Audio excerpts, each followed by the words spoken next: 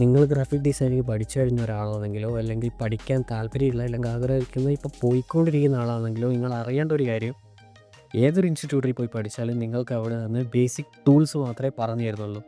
ഒരിക്കലും ഒരു ക്യാൻവാസിലേക്ക് അതെങ്ങനെ പകർത്താം, അത് ക്രിയേറ്റീവായിട്ട് എങ്ങനെ ക്രിയേറ്റ് ചെയ്യുക എന്നുള്ളത് കംപ്ലീറ്റ്ലി ഡിസൈനർ സൈഡിൽ നിന്ന് വരുന്ന ഒരു വർക്കാണ്.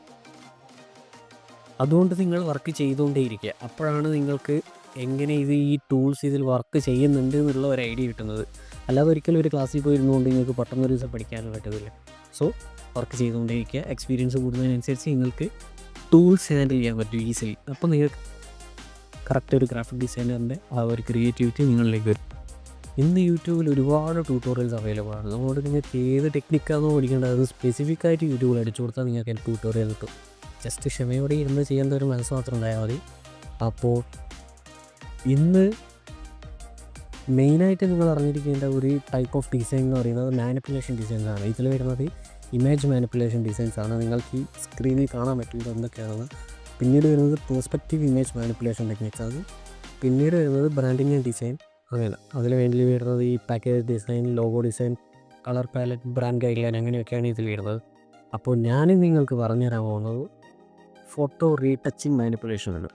സോ നമുക്ക് വീഡിയോയിലേക്ക് പോവാം. അതും വെറും 3 ടൂൾസ് വെച്ചിട്ടാണ് നമ്മൾ ഈ ഫോട്ടോവിനെ ഈ കാണുന്നതിൽ നിന്ന് ഇതിലേക്ക് ചേഞ്ച് ചെയ്യുന്നത്. സോ സമയം വേസ്റ്റ് ചെയ്യാതെ നമുക്ക് വീഡിയോയിലേക്ക് പോകാം. ഈ ഫോട്ടോയിൽ നിങ്ങൾ കാണുന്നത് പോലെ ഈ പെൺകുട്ടിയുടെ മുഖത്ത് മുഴുവനായിട്ടും മുഖക്കുരുവും പാടുകളും പിന്നെ ചെറിയ തോതിൽ ഡാർക്ക് സർക്കിളും ഒക്കെയുണ്ട്. സോ ഇതാണ് നമ്മളിന്ന് ചേഞ്ച് ചെയ്യാൻ പോകുന്നത്. ഇത് ചേഞ്ച് ചെയ്യുന്നത് പറഞ്ഞാൽ ഈ ഒരു ഫോട്ടോയിൽ നിന്ന് നമ്മൾ ഇതിലേക്കാണ് ചേഞ്ച് ചെയ്യുന്നത്. വെറും 3 ടൂൾസ് മതി, വെറും 3. ഇതിനാദ്യം നിങ്ങൾ യൂസ് ചെയ്യേണ്ടത് ഇമേജ് ടാബിലാണ്. ഇമേജ് ടാബിൽ അഡ്ജസ്റ്റ്മെൻറ്റിൽ ലെവൽസാണ് നിങ്ങൾ എടുക്കേണ്ടത്. അതിൽ ഈ നടുവിൽ കാണുന്ന ഈ പോയിൻ്റാണ് മിഡ് ടോൺസ്. സോ അത് ജസ്റ്റ് ഒന്ന് ഡ്രാഗ് ചെയ്ത് കഴിഞ്ഞാൽ അതിൻ്റെ കളർ ചേഞ്ച് ചെയ്യുന്ന രീതി കാണാൻ സാധിക്കും. ഇത് ചെയ്യുന്നതെന്ന് പറഞ്ഞാൽ അവർക്ക് ഏത് രീതിയിലുള്ള ഒരു ബ്രൈറ്റ്നസ്സിലേക്കാണോ ഗ്ലോയിലേക്കാണോ ആ ഫോട്ടോ കൊണ്ടുവരേണ്ടത് അതിൽ നിങ്ങൾ ചൂസ് ചെയ്ത് വെക്കുക. കാണാൻ പറ്റും ചെറിയ തോതിൽ കുറച്ച് ഗ്ലോ കൂടിയിട്ടുണ്ട്. ഇനി ചെയ്യേണ്ടത് എന്ന് പറഞ്ഞാൽ നിങ്ങൾക്ക് ഈ ലെയർ കാണുന്നുണ്ടല്ലോ, ലെയർ പാനൽ. സോ ഈ ഒരു ലെയർ ക്ലിക്ക് ചെയ്തിട്ട് ഇത് നമ്മൾ ഡ്യൂപ്ലിക്കേറ്റ് ചെയ്യുകയാണ് ചെയ്യുന്നത്. ഡ്യൂപ്ലിക്കേറ്റ് ചെയ്തിട്ട് അതിൽ മോഡ് സെലക്ട് ചെയ്തിട്ട് നമ്മൾ വിവിഡ് ലൈറ്റിലേക്ക് ചേഞ്ച് ചെയ്യാം. എന്നിട്ട് നമ്മൾ Ctrl+I പ്രസ് ചെയ്യുക. അപ്പോൾ ഈ ഒരു രീതിയിൽ ഒരു ഫോട്ടോ ചേഞ്ച് ആയതായിട്ട് നിങ്ങൾക്ക് കാണാൻ പറ്റും. അടുത്തതായി ഫിൽറ്ററിലേക്ക് പോവുക. ഫിൽറ്ററിൽ ഒതർ ചൂസ് ചെയ്യുക. ഒതറിൽ ഹൈപ്പാസ് ആണ് നമ്മൾ കൊടുക്കേണ്ടത്. ഹൈപ്പാസിൽ നിങ്ങൾ ഈ ഒരു രീതിയിൽ ഇമേജ് മാറുന്നതിനനുസരിച്ച് അതിൻ്റെ വാല്യൂ സെറ്റ് ചെയ്യുക. അതായത് മുഖത്തുള്ള ആ ഒരു പാട് ഓൾമോസ്റ്റ് ഒക്കെ ക്ലിയർ ആവുന്ന രീതിയിൽ വേണം സെറ്റ് ചെയ്യാൻ വേണ്ടിയിട്ട്. അതിനുശേഷം നിങ്ങൾ വീണ്ടും ഫിൽറ്ററിലേക്ക് പോയിട്ട് അതിൽ ബ്ലർ ഇടുക.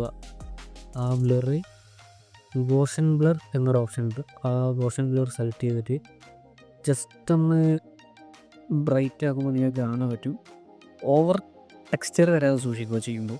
അപ്പോൾ ആ ഒരു മീഡിയം ലെവലിൽ ഇത് കീപ്പ് ചെയ്യുക, ഈ വീഡിയോയിൽ കാണുന്നത് പോലെ. എന്നിട്ട് ഓക്കെ പ്രസ് ചെയ്തതിന് ശേഷം ഇവിടെ താഴെയായിട്ട് നിങ്ങൾക്ക് ലെയർ മാസ്ക് കാണാൻ സാധിക്കും. അതിൽ ക്ലിക്ക് ചെയ്യുക. അപ്പോൾ ഈ ചെയ്ത ലെയറിൻ്റെ എഫക്ട്സ് ഇൻവിസിബിൾ ആയതുപോലെ നിങ്ങൾക്ക് തോന്നും. ബട്ട് ആക്ച്വലി അത് മാസ്കിലേക്ക് പോയിട്ടാണുള്ളത്. സോ ഈ ഒരു ബ്ലാക്ക് ബോക്സിലാണ് സെലക്ഷൻ ഉള്ളത് എന്ന് നിങ്ങൾ ഉറപ്പ് വരുത്തുക. എന്നിട്ട് ബ്രഷ് ടൂൾ സെലക്ട് ചെയ്യുക. താഴെയുള്ള കളർ വൈറ്റ് ആണെന്നും ഉറപ്പ് വരുത്തുക. എന്നിട്ട് ഏത് ഭാഗത്താണോ കുഞ്ഞുങ്ങൾക്ക് പിമ്പിൾസ് പോകുന്നത് അവിടെ ഇങ്ങനെ റബ്ബ് ചെയ്ത് കൊടുക്കുക. അപ്പോൾ തന്നെ ഓൾമോസ്റ്റ് ഒക്കെ ക്ലിയർ ആവുമെന്ന് നിങ്ങൾക്ക് കാണാൻ സാധിക്കും. യെസ്, ഇപ്പോൾ ഓൾമോസ്റ്റ് ഒക്കെ ക്ലിയർ ആയിട്ടുണ്ട്. ഇതാണ് ഫോട്ടോ റീടച്ച് ചെയ്യുന്ന മെത്തേഡ്സിലൊന്ന്. സോ ഇങ്ങനെയാണ് ഈ ഒരു ടൈപ്പ് ഓഫ് ഫോട്ടോ ഒന്ന് റീടച്ച് ചെയ്യേണ്ടത്. കഴുത്തിൻ്റെ ഈ ഒരു പോർഷനിലേക്ക് വരുന്നതാണെങ്കിൽ ഒരിക്കലും നിങ്ങൾക്ക് ഫേസ് റബ്ബ് ചെയ്തതുപോലെ കഴുത്തിൽ നിന്ന് റബ്ബ് ചെയ്യാൻ പറ്റില്ല. സോ ചെയ്യേണ്ടതെന്ന് വെച്ചാൽ സെയിം ബ്രഷ് ടൂൾ എടുക്കുക. എന്നിട്ട് മുകളിൽ ഒപ്പാസിറ്റി ആൻഡ് ഫ്ലോ നിങ്ങൾക്ക് കാണാൻ സാധിക്കും. സോ അതിൽ വാല്യൂ ചേഞ്ച് ചെയ്യുക.